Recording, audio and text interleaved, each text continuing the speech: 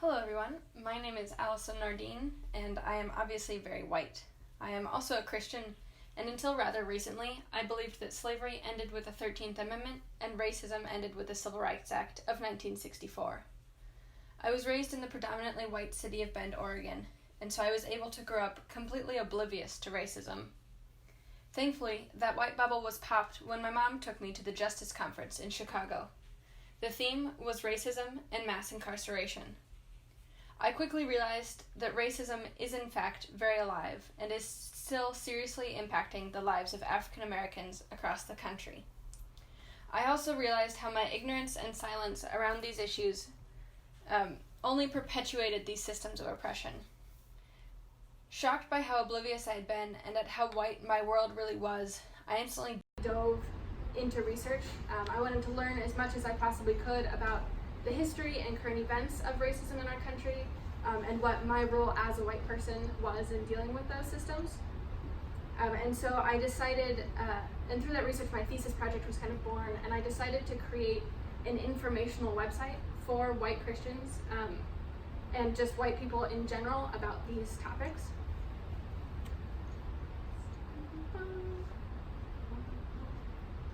Yeah, so my research began with books. I knew I was very uninformed, and I wanted to make sure I did the real research before I started talking to my friends of color, asking them to speak about this system of oppression. So books such as Michelle Alexander's The New Jim Crow and Rethinking Incarceration by Dominique Gilliard, as well as many others, were really crucial for my learning process, and you can find a list of recommended readings at my table afterwards. Following my deep dive into this topic with books, I did begin to do some interviews. I interviewed people who were both dealing with racism and those who were still oblivious to it. And from all of that collective research, I was led to four main conclusions, which are the basis for my website. So one, race was created, the idea of race and the idea of racism as we know it were created by European Christians and Catholics to essentially justify the murderous acts of colonization. Two, racism is still very alive today, and it's not static. It's an ever-flowing, ever-changing system of oppression that affects the lives of people of color across our country. Three, mass incarceration overwhelmingly and disproportionately affects people of color due to the racist ways our criminal justice system functions. And four, America is a white supremacist nation built for the betterment of white people, giving us an undeniable white privilege and creating a system of white normalcy that oppresses the other rich cultures we have in our country. So with these four conclusions, I built kind of the foundation of my website and funneled all of this into these 4 pages that I take users through. So there's the history of racism and mass incarceration, current events surrounding these things, and then, like I've talked about, the personal experience as a white person and how we should be dealing with these things. And then people finish the site on a resources page. So because this issue is not well agreed upon, hence the need for this thesis project, I knew people were going to be coming to my website with a couple different opinions, and I wanted to help facilitate the interaction with the content. So users pretty instantly are met with this slide in my website, which says, "Let's end racism and mass incarceration." And they're given 3 choices to lead them through the rest of the site. The first option is, "Okay, let's do this." Second option is, "Why should I?" And third is, "These are not issues." And I decided upon these 3 options based on my research. I kind of felt they were the most common response white people have to these issues. So from, once they choose one of those options, they're led to a specific introductory paragraph just to kind of help get them in the mindset of what the content's going to be before being led to the history page and then through current events, personal, and finally to resources.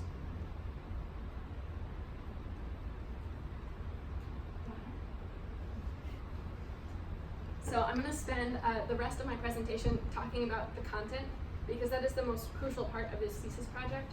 I wrote about an 8,000 word paper on these issues, which is yes, Laurel, that face, which makes up the whole content of the website. And so, yeah, it's important that I give it adequate time. But before I get into that, there's just a few things I want to say. These are not easy issues to talk about, so I really appreciate you guys being here and listening to me, and especially to my class who has been listening to me rant about this stuff for the last 6 months. You guys are awesome. But if you are a white person and if you feel offended or uncomfortable in any way, be okay with that feeling. Know that it means you have something to learn here, and realize that I was right there with you not too long ago. I'm not trying to attack you or attack white people, but I'm hoping that I can find a way to help us shift perspectives from oppressors to allies, which is something I believe we all want to be. So with that in mind, let's talk about the content. Oh, and this cool quote, which I think is really important to this. So our desire for truth has to outweigh our commitment to comfort. And that's something a lot of white people are very comfortable. And it's easy to ignore racism, and ignorance is bliss. So our desire to learn about these systems and that truth has to outweigh our want to be comfortable for ourselves. So page 1 of my website is history. So this covers the history of racism, the development of the idea of race, and as well as how it led to mass incarceration. So race is a concept humans use to distinguish different groups of people based on exterior physical appearances. Below the surface, there are no biological differences between anybody of different ethnicities or races. So race is an entirely human construct. And we first see it developed in the 1700s during colonization. So European Christians came to the Americas with the idea of claiming the land for their God. And so in Christianity, there's the idea that Christianity is the one true religion. And this perspective allowed for the creation of white supremacy, because it was the Europeans, the white people, who were the most godly, the most righteous, the chosen by God to claim the land inhabited by the indigenous population. And so there was this white people seeing themselves as better. And so that's where we get white supremacy and, of course, racism. So following colonization, we're all usually taught about the founding of our nation, the slavery that unfortunately built that nation, and the 13th Amendment and the end of slavery. Or what we have been taught is the end of slavery. Because in fact, the 13th Amendment only changed who could be enslaved. So neither slavery nor involuntary servitude except as a punishment for a crime. So right after the Civil War, the South was kind of in ruins. They'd lost the main source of their economic sustainability. And so this slavery loophole allowed them to regain thousands of African Americans, but this time through incarceration. And so with this mindset, the South created what are known as black codes, essentially criminalizing basic human behaviors so long as they were done by a black person. So African Americans could be incarcerated for looking at a white woman, for breaking curfew, for loitering, for not being able to instantly prove they had a legal place of work. And so this extreme over persecution of ridiculous small things essentially re-enslaved thousands of African Americans. So slavery did not end with the 13th Amendment. So with the creation of black codes, this cool quote. So from that we see that the criminal justice system was strategically employed to force African Americans back into a system of extreme repression and control, a tactic that would continue to prove successful for generations to come. So with the black codes, we see an era of Jim Crow, and this time period was essentially nearly a century where African Americans endured racial terrorism, lynchings, and extreme violence at the hands of white people to protect the idea of white supremacy. And one of the main forms of control were lynchings, which are extremely violent and public acts of torture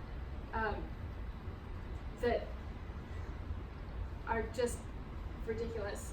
And lynchings were carried out as punishment for these crimes such as like looking at me. Looking at a white woman could get you lynched, which involved thousands of people essentially picnicking around you as you were tortured to death. Like, that is our history. And yeah.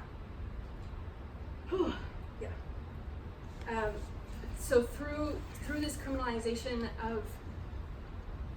of African Americans and these horrible acts of lynchings and over-policing, Americans were systematically led to believe that people with dark skin were criminal by nature.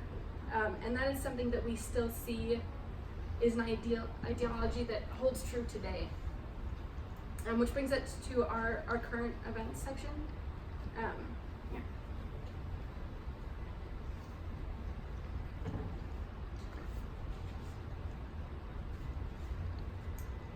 So America today has the highest rates of incarceration of any country ever in all of world history. There are over 6 million people under correctional supervision. That means either in jail, prison, on probation, or parole. And it overwhelmingly and disproportionately affects African Americans, people of color, and people living in poverty. So African Americans make up 13% of the US population, but 40% of the US prisoners.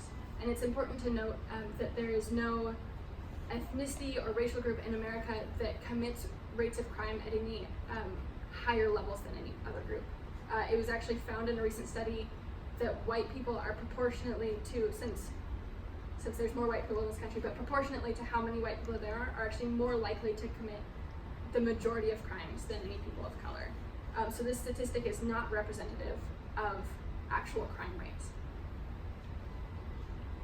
And so this is from over-policing in urban communities and something called racial profiling, as well as because of the extreme racist history of our country.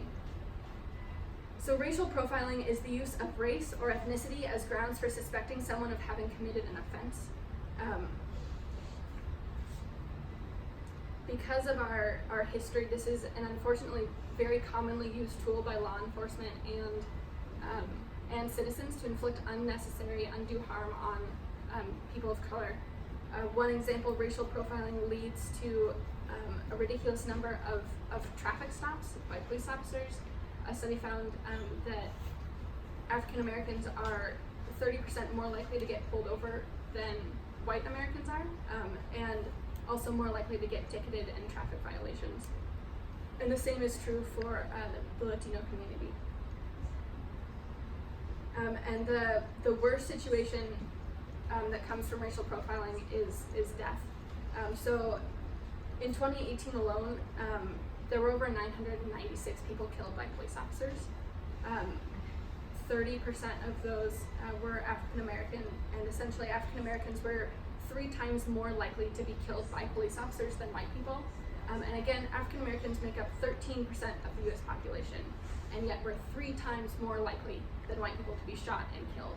And of those people killed, 70% were non-violent, unarmed, and not suspected of a violent crime. And racial profiling is something that we can trace directly to how we deal with racism, which brings us to the final page, which is our white experience with racism.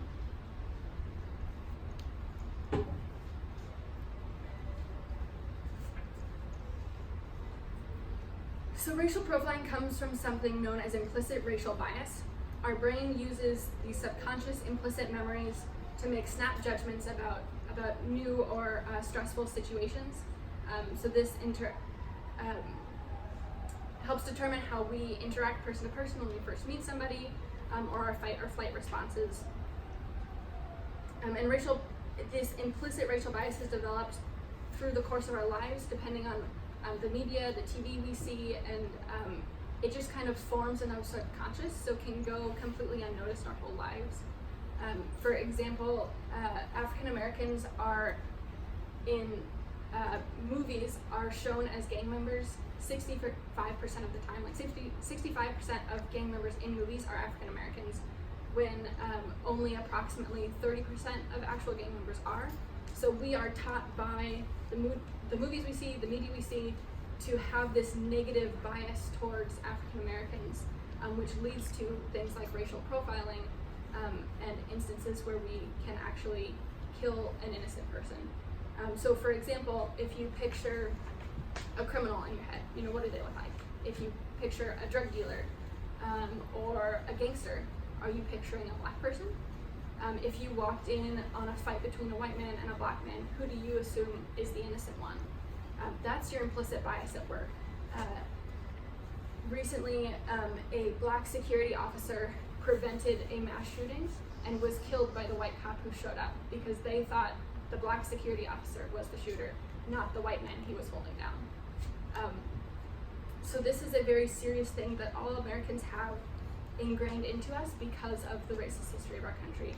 And it's something that we can counteract if we realize it, if we look at it, and we understand what it means. But we have to remember that implicit racial biases causes us to be subconsciously racist. So you don't have to want to be racist to be racist. We're essentially born into a country that creates us as racist, and we have to actively fight against that. So lastly, I want to talk about white privilege. This is the 15 wealthiest people in America right now, and they're all white. So white privilege is another difficult topic to discuss because so many people don't understand what it means. To put it simply, white privilege allows white people to move through life without being negatively affected by our skin color. A big misconception with white privilege is that it means we have easy lives. This is not true. Anybody can suffer, go through poverty, go bankrupt, lose a job, lose a loved one, but it's how we deal with those systems, how people see us in those systems, and how we get out of them that shows our white privilege. So for example, to get out of poverty, one would most likely need a job. And a study conducted last year found that resumes with European-sounding names on them were 50% more likely to get chosen for an interview than people with non-European-sounding names, despite the exact same requirements being met. And so white privilege is not something to be ashamed of or to dampen personal success, but it is a statistically measurable advantage given to white people that we can't just ignore.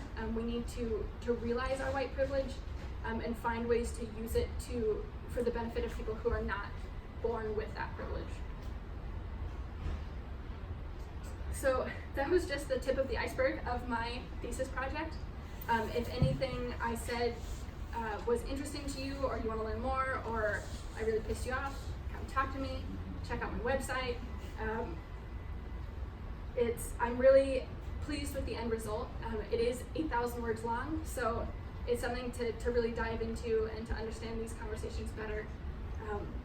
A big shout out to Meredith for helping me through the last 6 months as I realized how horrible this stuff is, and for pushing me to finish this, and also to my mom, who first introduced me to these issues and who was also my copy editor for, I think she's probably read over like 10,000 words at this point, multiple times. And then thank you to all of you for listening to me and not getting up and walking out of here. But yeah, please come check out my website. I hope that in the future, as I continue to learn and receive feedback, that I can keep updating this, and hopefully it will be a useful tool for anyone who needs it.